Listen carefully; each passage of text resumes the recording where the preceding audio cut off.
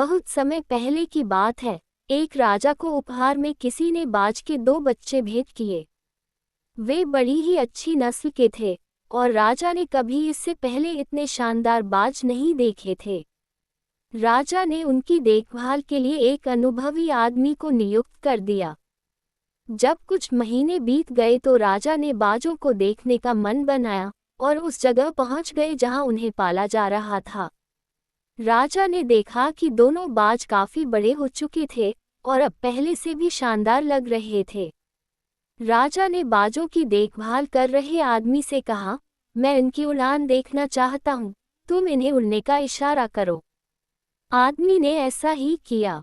इशारा मिलते ही दोनों उड़ान भरने लगे, पर जहाँ एक बाज आसमान की ऊंचाइयों को छू रहा था, वहीं दूसरा कुछ ऊपर जाकर वापस उसी डाल पर आकर बैठ गया जिससे वो उड़ा था। ये देख राजा को कुछ अजीब लगा। क्या बात है, जहाँ एक बाज इतनी अच्छी उड़ान भर रहा है, वहीं ये दूसरा बाज उड़ना ही नहीं चाह रहा। राजा ने सवाल किया।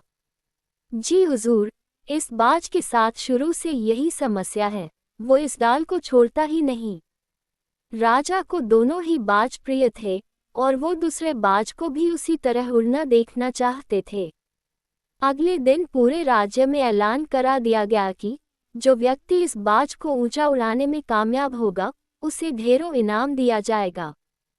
फिर क्या था, एक से एक विद्वान आए और बाज को उड़ाने का प्रयास करने लगे, पर हफ्तों बीत जाने के बाद भी बाज का वही हाल था।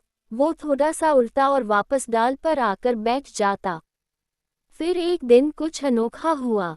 राजा ने देखा कि उसके दोनों बाज आसमान में उड़ रहे हैं। उन्हें अपनी आंखों पर यकीन नहीं हुआ और उन्होंने तुरंत उस व्यक्ति का पता लगाने को कहा जिसने ये कारनामा कर दिखाया था। वह व्यक्ति एक किसान था। अगले दिन वह दरबार में हाजिर हुआ।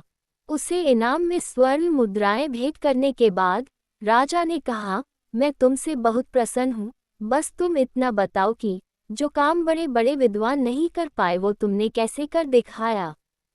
मालिक, मैं तो एक साधारण सा किसान हूँ, मैं ज्ञान की ज्यादा बातें नहीं जानता।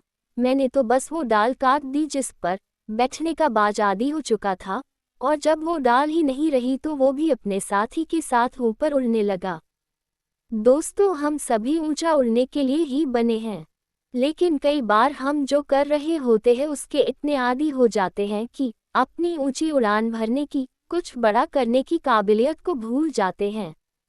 यदि आप भी सालों से किसी ऐसे ही काम में लगे हैं जो आपकी सही क्षमता के मुताबिक नहीं है, तो एक बार ज़रूर सोचिए कि कहीं आपको भी उस डाल को काटने की ज़रूरत तो नहीं जिस पर आप बैठे हुए हैं। दोस्तों, कहानी अच्छी लगी हो तो इसे लाइक करें, शेयर करें और चैनल को सब्सक्राइब ज़रूर करें। धन्यवाद।